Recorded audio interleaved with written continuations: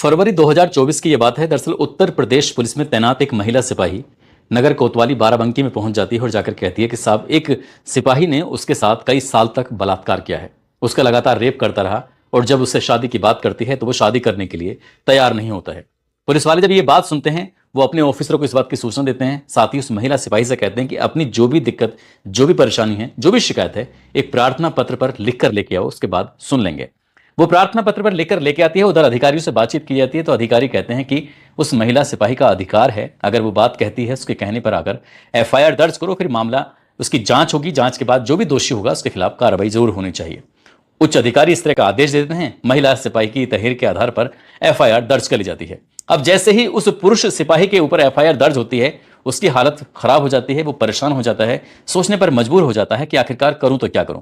एक तरफ उसकी शादी की बात चल रही थी, उधर वो शादी भी टूट जाती है, दूसरी तरफ उसकी नौकरी पर बात बनाती है। ऐसी स्थिति में कुछ लोगों के पास जाता है और जाकर कहता है कि आखिरकार मैं करूं तो क्या करूं।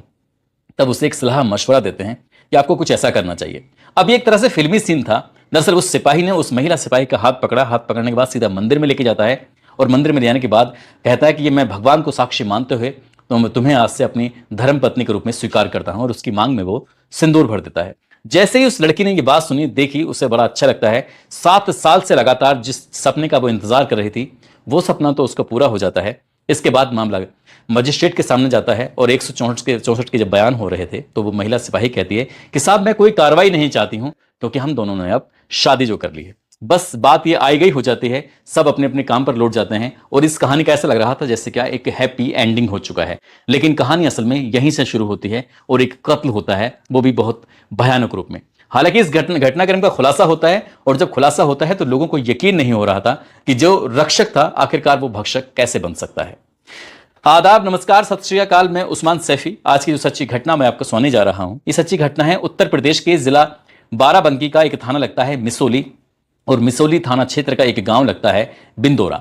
दरअसल लखनऊ बहराइच हाईवे के किनारे ये गांव है। इस गांव के पास में ही जो खेत हैं, खेत में एक लाश पड़ी हुई थी। जैसे ही किसान 30 जुलाई 2025 की सुबह सुबह अपने खेतों की तरफ जा रहा था, उसने जो अपनी आंखों से दृश्य देखा, देखकर वो देखते ही रह जाता है। दरअसल एक लाश पड़ी हुई है। लाश के जब वो करीब पहुंचता है तो जो कौवा होता है, वो कौवा उस लाश की आंखों को खा रहा था। वो बहुत नजदीक पहुंचता है तो कीड़े थे जो चेहरे पर चल रहे थे। उसने देखा क्या कि महिला सिपाही है जो कि वर्दी में है, उसके आधे कपड़े तन पर थे और आधे कपड़े तन से उतरे हुए थे। नीचे का जो हिस्सा था वहां कपड़े नहीं थे।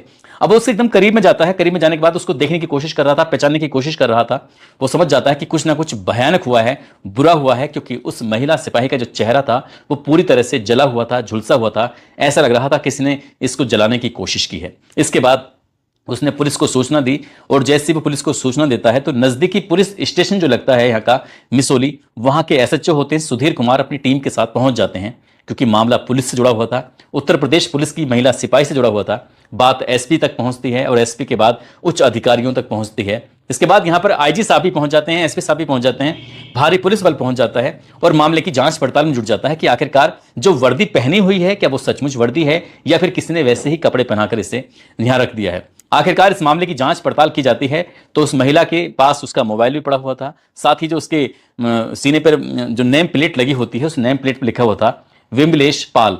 आखिरकार विमलेश पाल के बारे में जब जानकारी जुटाने की कोशिश की जा रही थी तो ये पता चलता है कि साल 2017 बैच की ये महिला सिपाही होती है और फिलहाल बाराबंकी का एक थाना लगता है सुबेहा थाने में इसकी तैनाती होती है। जब सुबेहा थाने में जब फोन किया जाता है, जानकारी जुटाई जाती है तो बताया जाता है कि 27 जुलाई 2025 से वो लापता है। दरअसल उसकी ड्यूटी लगी हुई थी जो कि थाना रामनगर लगता है। रामनगर थाना क्षेत्र के इलाके में एक लोधेश्वर महादेव मंदिर है, वहां के गर्भगृह में उसकी ड्यूटी लगी हुई थी और 27 जुलाई 2025 को दोपहर 3 बजे के आसपास उसको ड्यूटी अपने वहां करने के लिए जाना था। लेकिन बाद में पता चलता है कि उसने ड्यूटी पर जाती ही नहीं है, वहां जब नहीं पहुंचती। हालांकि उसकी एक और ड्यूटी लगती है जो 29 जुलाई 2025 को एक मजीठा मेला लगता है, वहां पर उसकी ड्यूटी थी, वो वहां भी नहीं पहुंचती।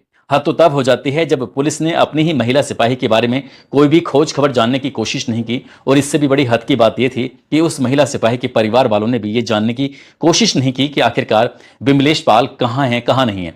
तभी पुलिस वालों ने उसके परिवार वालों को सूचना दी और जैसे ही परिवार वालों के पास सूचना पहुंचती है, जिला सुल्तानपुर, थाना जयसिंहपुर, गांव लगता है भवोट। भभोट गांव की रहने वाली एक महिला होती है जिसका नाम होता है अनारा देवी। अनारा देवी के पास सूचना पहुंचती है कि एक विमलेश पाल नाम की लड़की है, क्या उसे जानती हो? उसने कहा कि मेरी बेटी है तीसरे नंबर की। दरअसल उस महिला को 4 बेटियां होती हैं।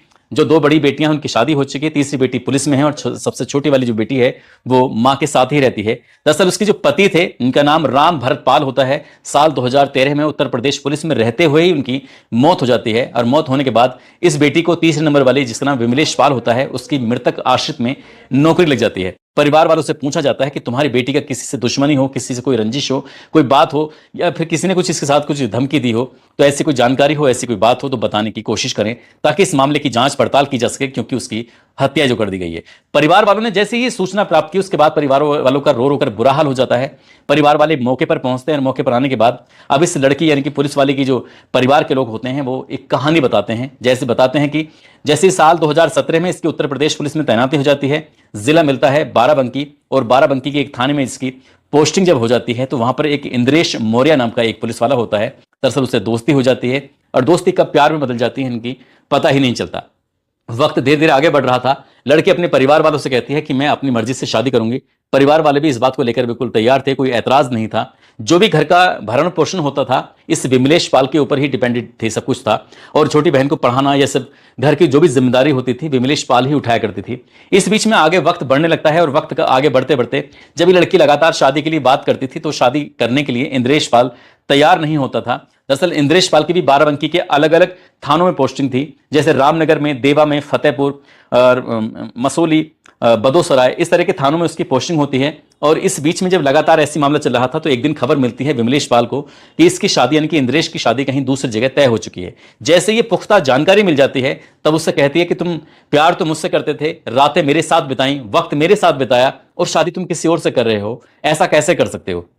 इंद्रेश से वो शिकायत करने लगती है और शादी की डिमांड करने लगती है। उधर उसकी शादी तय हो जाती है। तब इस लड़की को बहुत ज्यादा गुस्सा आता है। जो महिला सिपाही होती है वो नगर कोतवाली बाराबंकी में जाती है और वहां जाने के बाद उसके ऊपर एफआईआर दर्ज करवा देती है। कहती है कि इसने मेरे साथ धोखा किया है, छल किया है और मेरे साथ इसने बलात्कार जैसी घटना को अंजाम दिया है, यानी कि रेप किया है। जब पुलिस इस मामले में एफआईआर दर्ज कर लेती है तब इंद्रेश मौर्य की मुश्किलें लगातार बढ़ती चली जाती हैं। ऐसी स्थिति में कोई उसको सलाह मशवरा दे देता है कि तुम्हें इस भंवर जाल से निकलना है, इसके लिए बस किसी भी तरकीब से ये एफआईआर को खत्म करा दो। अगर एफआईआर तुमने खत्म कराई तभी तुम्हारी नौकरी बच सकती है, नहीं हो सकता है कि तुम्हें नौकरी से भी हाथ धोना पड़े। इसलिए इंद्रेश मौर्य ने एक चाल चली और चाल कुछ ऐसी चलता है कि वो उस लड़की को लेकर मंदिर में जाता है और मंदिर में जाने के बाद भगवान की मूर्ति के सामने खड़ा होता है और कहता है कि मैं तुमसे शादी कर रहा हूं, भगवान को साक्षी मानते हुए तुम्हें अपने 7 जन्मों तक साथ रखने का फैसला लेता हूं। इस बात पर लड़की बेइंतहा खुश हो जाती है। वो कहती है कि मैंने एक सपना देखा था कि जो मेरा दूल्हा होगा वो घोड़ी पर बैठ के आएगा, वो दुल्हन बनेगी और इस तरह से तैयारी होगी, परिवार के लोग इकट्ठा होंगे सब के सब, तो तुम वैसे ही शादी क्यों नहीं कर लेते हो? वो कुछ इस तरह से टाल मटोल कर लेता है और यहां से वक्त आगे बढ़ जाता है। इसी बीच में इसका फरमान जारी हो जाता है। इस घटना से यानी कि इस पुलिस वाले की मरने से लगभग 6 या 7 महीने पहले इस पुलिस वाले की पोस्टिंग बाराबंकी से हटाकर हरदोई कर दी जाती है। ऐसी स्थिति में एफआईआर भी उसकी वापस खत्म इसलिए हो जाती है क्योंकि मजिस्ट्रेट के सामने ये लड़की जो पुलिस वाली होती है विमलेश पाल, वो बयान दे देती है कि हमने दोनों ने शादी कर ली है, कोर्ट मैरिज हमने कर ली है, इसलिए हम अब कोई लड़ाई झगड़ा कुछ फसाद नहीं चाहते।